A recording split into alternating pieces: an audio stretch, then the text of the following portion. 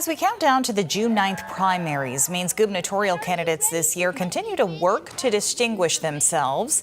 Today, Democrat Hannah Pingree received endorsements from several state senators. They say Pingree is the candidate who will provide the best support for women. They argue that Pingree has the best record when it comes to protecting reproductive rights at a time when they're under fire at the federal level. Hannah's commitment to reproductive freedom is lifelong, it's consistent, and it's unflinching. That is not a small thing.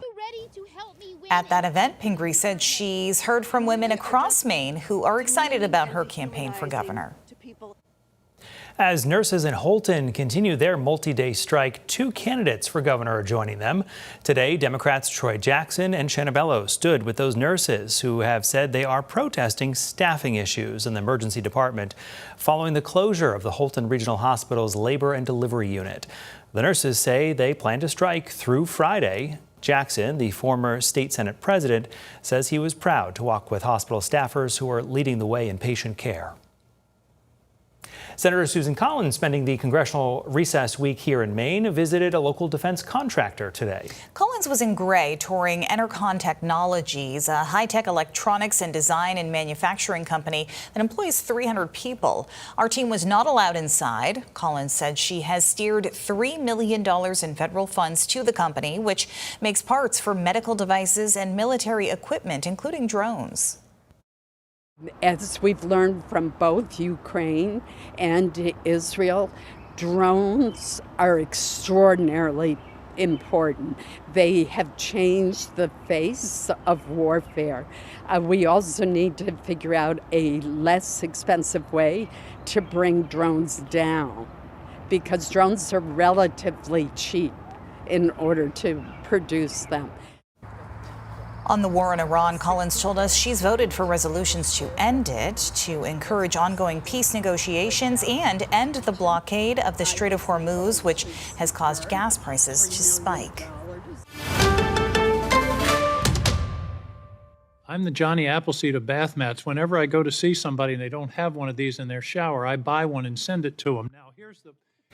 U.S. Senator Angus King getting attention on social media now as he advocates for the use of bath mats to prevent falls in slippery tubs and showers. The senator says the $11 investment can decrease Medicare payouts associated with fall injuries.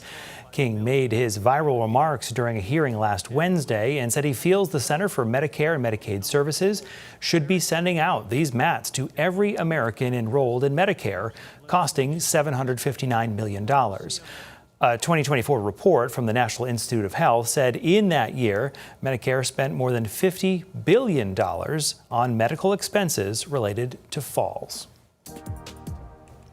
Law enforcement in Cumberland County will now treat crashes involving bicyclists and pedestrians as criminal or civil cases. That means that agencies will be able to share information with prosecutors to determine whether charges are necessary. Today in Portland, the county DA made the announcement saying this is in response to 2025 being the deadliest year for pedestrians in that area.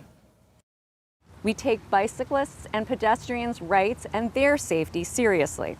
And I will advocate to make sure that vulnerable users in Cumberland County are safe and that any harm to them results in accountability wherever possible. She says the DA's office will soon provide training to local police departments on how to report these types of crashes. No injuries after this crash into a hospital building in Portland today. This was at the emergency department entrance of Northern Light Mercy Hospital. You can see in the video the vehicle hit a glass window there. Still waiting to learn any details of what led up to the crash. Hospital staff telling us there's no impact to patient care.